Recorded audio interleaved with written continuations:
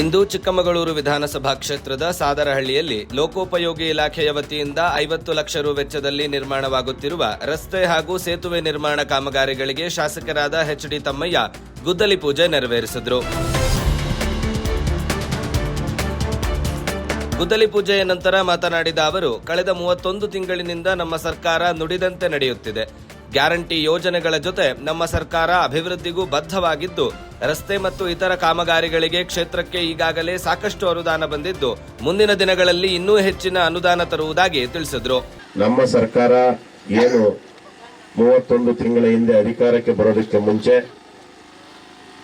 ಅಂದಿನ ವಿರೋಧ ಪಕ್ಷದ ನಾಯಕರಾಗಿದ್ದಂತ ಸನ್ಮಾನ್ಯ ಸಿದ್ದರಾಮಯ್ಯನವರು, ಅಂದಿನ ಕೆಪಿಸಿಸಿ ಅಧ್ಯಕ್ಷರಾದ ಡಿ.ಕೆ. ಶಿವಕುಮಾರ್ ಅವರು 5 ಗ್ಯಾರಂಟಿಗಳನ್ನ ಘೋಷಣೆ ಮಾಡಿದ್ರು.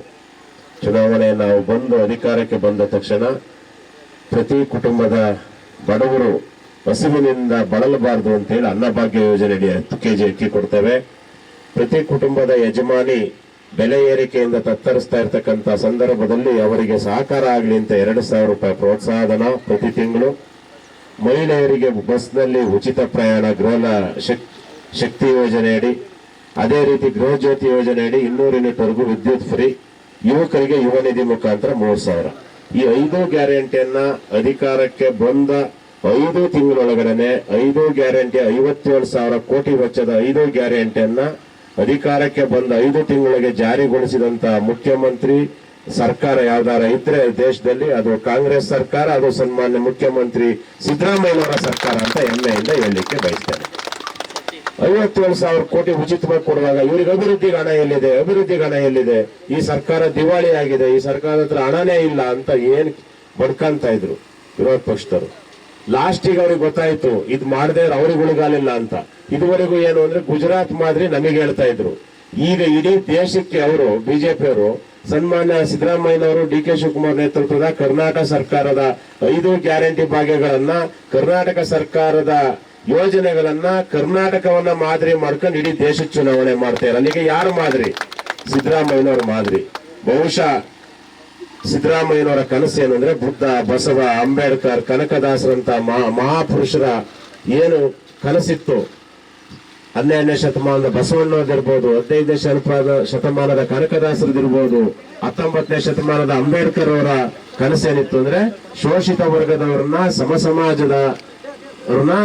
ಸಮಾಜದ ಮುನ್ನೆಲೆಗೆ ತರಬೇಕು, ಆರ್ಥಿಕವಾಗಿ ಅವ್ರನ್ನ ಸದೃಢ ಮಾಡಬೇಕು, ಅವರ ಶೈಕ್ಷಣಿಕವಾಗಿ ಅವ್ರು ಗಟ್ಟಿ ಆಗ್ಬೇಕು ಅನ್ನೋ ದೃಷ್ಟಿನಲ್ಲಿ ಏನಿತ್ತು ಅದನ್ನ ಚಾಚೂ ತಪ್ಪದೆ ಬುದ್ಧ, ಬಸವ, ಅಂಬೇಡ್ಕರ್, ಕನಕದಾಸರ ವಿಚಾರಧಾರೆಗಳನ್ನ ಚಾಚೂ ತಪ್ಪದೆ ನಡೆಸ್ತಾ ಇರ್ತಕ್ಕಂಥ ಮುಖ್ಯಮಂತ್ರಿ ಈ ದೇಶದಲ್ಲಿ ಯಾರು ಇದ್ರೆ ಅದು ನಮ್ಮ ನೆಚ್ಚಿನ ಮುಖ್ಯಮಂತ್ರಿ ಸನ್ಮಾನ್ಯ ಸಿದ್ದರಾಮಯ್ಯ ಅಂತ ಹೆಮ್ಮೆಯಿಂದ ಹೇಳ್ತೇವೆ.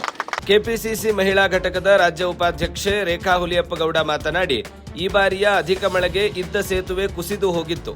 ಈ ವಿಚಾರವನ್ನ ಶಾಸಕರ ಬಳಿ ಚರ್ಚೆ ಮಾಡಿದಾಗ ಅವರು ತಕ್ಷಣವೇ ಸ್ಪಂದಿಸಿ ಇಂದು 50 ಲಕ್ಷ ರು ವೆಚ್ಚದಲ್ಲಿ ಗುದ್ದಲಿ ಪೂಜೆ ನೆರವೇರಿಸುತ್ತಿದ್ದಾರೆ. ಶಾಸಕರ ಬೆಂಬಲ ಇದೇ ರೀತಿ ಮುಂದುವರೆದರೆ ನಾವು ಸಾದರಹಳ್ಳಿ ಗ್ರಾಮವನ್ನ ಸ್ಮಾರ್ಟ್ ವಿಲೇಜ್ ಆಗಿ ಬದಲಾಯಿಸುತ್ತೇವೆ ಎಂದರು. ಕಳೆದ ಮಳೆಗಾಲದಲ್ಲಿ ಸುರಿದಂತಹ ಅಧಿಕ ಮಳೆಗೆ ಇದ್ದಂತಹ ಸೇತುವೆ ಕೊಚ್ಚಿ ಹೋಗಿ ಕಳೆದ ವರ್ಷನೇ ಅರ್ಧ ಹೋಗಿತ್ತು. ಆಗಿಂದ ನಾವು ಪ್ರಯತ್ನ ಮಾಡ್ತಿದ್ವು, ಅದನ್ನ ಹಾಗೇನೆ ಸರಿಪಡಿಸಿ ನಡೆದಾಡುವಂತಹ ಒಂದು ಕೆಲಸವನ್ನು ಮಾಡ್ತಿದ್ರು. ಈ ಬಾರಿಯ ಮಳೆಗೆ ಸಂಪೂರ್ಣವಾಗಿ ಸೇತುವೆ ಕುಸಿದು ಬಿದ್ದು ಕೊಚ್ಚಿ ಹೋಗಿದ್ರಿಂದ ಅವತ್ತಿನಿಂದ ಈ ಕೆಲಸವನ್ನ ಮಾಡಬೇಕು ಅಂತ ಹೇಳಿ ಕೇಳಿದಾಗ ಶಾಸಕರು 10 ಲಕ್ಷ ರೂಪಾಯಿಗಳನ್ನ ಮೊದಲಿಗೆ ಇಟ್ಟಿದ್ರು ಲ್ಯಾಂಡ್ ಆರ್ಮಿನಲ್ಲಿ.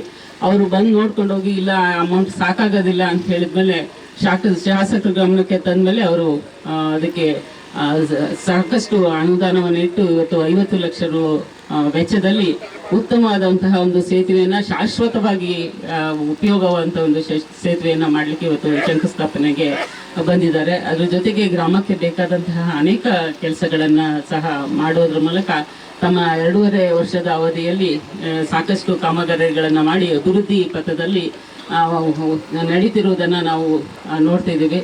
ಅವರು ಇನ್ನಷ್ಟು ಕೆಲಸವನ್ನು ಮಾಡೋದ್ರ ಮೂಲಕ ಇದಕ್ಕೆ ಅಂದ್ರೆ ನಮ್ಮ ಗ್ರಾಮವನ್ನು ಒಂದು ಒಳ್ಳೆ ಸುಂದರವಾದಂತಹ ಸ್ವಚ್ಛವಾದ ಒಂದು ಸ್ಮಾರ್ಟ್ ವಿಲೇಜ್ ಅನ್ನಾಗಿ ಮಾಡಬೇಕು ಅನ್ನೋದು ನಮ್ಮ ಒಂದು ಪ್ರಯತ್ನ ಆಗಿತ್ತು. ಆ ಪ್ರಯತ್ನಕ್ಕೆ ಪೂರಕವಾಗಿ ಇನ್ನಷ್ಟು ಕಾಮಗಾರಿಗಳು ಆಗಬೇಕಾಗಿದೆ. ನಿಮ್ಮ ಮುಂದಿನ ಅವಧಿಯಲ್ಲಿ ಇನ್ನಷ್ಟು ಅನುದಾನಗಳನ್ನು ಕೊಡೋದ್ರ ಮೂಲಕ ಈ ಗ್ರಾಮವನ್ನ ಒಂದು ಸ್ವಚ್ಛ ಸುಂದರವಾದ ಗ್ರಾಮವನ್ನ ಮಾಡಲಿಕ್ಕೆ ನಿಮ್ಮ ಸಹಕಾರ ಬೇಕು ಅಂತ ಹೇಳ್ತಾ ಈ ಕಾಮಗಾರಿಯನ್ನ ಇವತ್ತು 50 ಲಕ್ಷ ರೂಪಾಯಿಗಳನ್ನು ಇಡುವುದ್ರ ಮೂಲಕ ಮತ್ತೆ 10 ಲಕ್ಷ ಇಟ್ಟಿದ್ದನ್ನ ಇದೇ ರಸ್ತೆಯನ್ನ ದುರಸ್ತಿ ಮಾಡಲಿಕ್ಕೆ ಉಪಯೋಗ ಮಾಡೋದ್ರ ಮೂಲಕ ನಮ್ಮ ಗ್ರಾಮಕ್ಕೆ ಅತ್ಯಂತ ಒಂದು ಒಳ್ಳೆಯ ಅಭಿವೃದ್ಧಿ ಕೆಲಸವನ್ನು ಮಾಡ್ತಿದ್ದೀರಾ. ಅದಕ್ಕೆ ತಮಗೆಲ್ರಿಗೂ ಧನ್ಯವಾದಗಳನ್ನು ತಮಗೆ ಸಲ್ಲಿಸ್ತೇನೆ. ಯಾಕೆಂದರೆ ದೇವಸ್ಥಾನಕ್ಕೆ ಇಲ್ಲಿ ಮುಂದೆ ಇದೇ ದಾರಿನಲ್ಲಿ ದೇವಸ್ಥಾನಕ್ಕೂ ಹೋಗಬೇಕು, ಮತ್ತು ಏನು ಹೊಲಗಳಿಗೂ ನಮ್ಮ ರೈತರು ಇಲ್ಲಾಸೆ ಹೋಗ್ಬೇಕಿತ್ತು. ದನ ಕರುಗಳು ಗುಡ್ಡಕ್ಕೆ ಹೋಗೋದು ಇದೇ ದಾರಿಯಲ್ಲಿ ಹೋಗ್ಬೇಕಿತ್ತು. ಇದನ್ನು ಬಿಟ್ಟರೆ ಮತ್ತೊಂದು ದಾರಿ ಇಲ್ಲ. ಹಾಗಾಗಿ ಒಂದು ಶಾಶ್ವತವಾದ ಒಂದು ಕಾಮಗಾರಿಯನ್ನು ಮಾಡ್ತಿರೋದಕ್ಕೆ ನಿಮಗೆ ನಮ್ಮೆಲ್ಲ ಗ್ರಾಮಸ್ಥರ ಪರವಾಗಿ ಮತ್ತೊಮ್ಮೆ ಹೃದಯಪೂರ್ವಕವಾದ ಧನ್ಯವಾದಗಳನ್ನು ಶಾಸಕರಿಗೆ ತಿಳಿಸ್ತೀನಿ.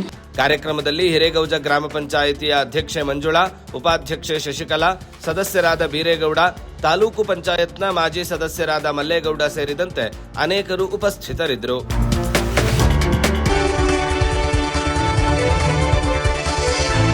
ಐಸಿರಿ ಟುಡೇ, ವಾಯ್ಸ್ ಆಫ್ ಡೆಮೋಕ್ರಸಿ.